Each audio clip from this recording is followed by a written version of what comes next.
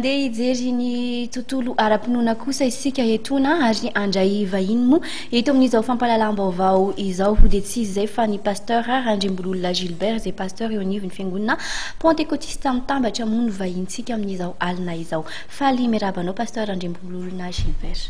Miarabanao tiana soa ary faly miaraba ihany koa ny mpijery ny matv rehetra. Avy amin'ny fiangonana Pentecôtiste Mitambatra moa i pasteur araka nambara teo inona ary no vaovao tiana hoe hozaraina amin'ireo mpino amin'ity takariva ity satria matotonga eto dia manam-baovao lazaina zany zay pasteur. Saotra tompoko. Araka ny fanaontsika fiangonana Pentecôtiste Mitambatra eto anivon'ny faritany Antananarivo dia misy conférence fanaontsika isan-taona eny amin'ny Toby ny fiangonana Pentecôtiste eny Ambohidratrimo. Fivoriam-pitoroteny manomboka amin'ny 8 ary mifarana amin'ny 8 amin'ny 2 avril dia mifarana larobia 3 avril amin'ny 12 atoandro. Dia ny fivoriam-be kosa miaraka amin'ny vahoaka io le conférence. Fivoriam-be manomboka amin'ny 5 arivo le 3 avril io ary dia tsy mifarana raha tsy alahady 7 avril amin'ny 12 atoandro. Manahoana ny fandaharam-potoana ao anatin'izay pasteur? Ny fivoriam-pitoroteny manomboka talata amin'ny 3 avril io dia fampahirezana andreo mpitoroteny, fampianarana, fiofanana ho andreo mpitoroteny satria miakatra isan-taona eo ireo tsy maintsy hofanina, tsy maintsy ampianarana sy ampahirezana koa amin'ny adi-panahy maro isan-karazany izay mety lalovany koa.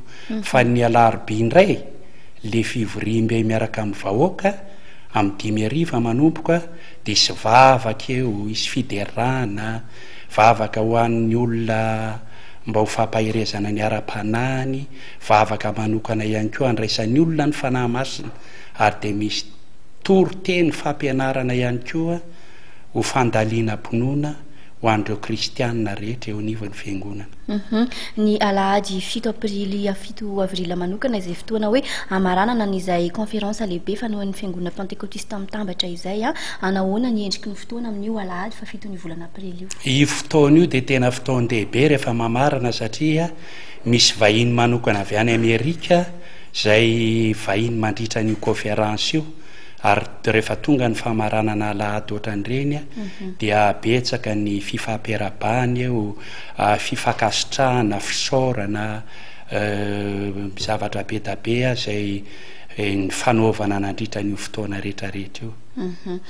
Misy lafiny kosa avy amin'ny resaka fifandrindrana sy fandaminana amin'ny ohatra hoe lafiny fitaterana na ny lafiny hoe fandraisana ny any an-toerana manokana manahoana ny mikasika an'izay pasteur? Io dia miankina amin'ny fiangonana tsirairay avy. Efa manana organisation ny fiangonana tsirairay avy, ny pasteur sy ny mpinony efa mikarakara ny fitaterana, sasany manofa bus, sasany moa manana tomobile dia samy fanampinampy eo fa dia samy manao izay ezaka tongavany eny amin'ny Toby Ambohidratrimo eny daholo na ny pasteur na ny membre rehetra ondrin'Andriamanitra tandremany. Inona kosa ara ny teny tiany pasteur rampinana izay rehetra izay na ny afatra ihany koa ho an'ny mpino Pentecôtiste Mitambatra rehetra? Ny anapiko an'izay dia fanentanana ny olona rehetrarehetra tsy aty an'ireny vohatra ihany hatrany ambany vohatra rehetrarehetra any fa dia tsy mbola nahafaty antoka antsika nanatrika ny conférence ny faritra ze fa fifaliana sy firavoravona ary fandraisana fitahiana ara-panahy io ary fampitomboana ny finoana, vavaka, fampahirezana sady fionam-be ny fiangonana Pentecôtiste Mitambatra eto faritra Antananarivo io, tavan-drahalahy mandrangotra ny tavan-drahalahy ka dia manentana antsika rehetrarehetra pasteur membre ny fiangonana rehetra eto anivon'ny Pentecôtiste faritra Antananarivo tongava fa tsy hanenenanao ary minoanao fa manana zavatra manokana efa homanina ho anao Jesosy amin'io fotoana io. Dia misaotra indrindra anao pasteur Randriambololona Gilbert dia manao veloma sy mirary soa tompoko. Dia misaotra anareo ihany koa teto amin'ny matv nandray anay dia ny tompo ane hitahanareo. Misaotra indrindra tompoko.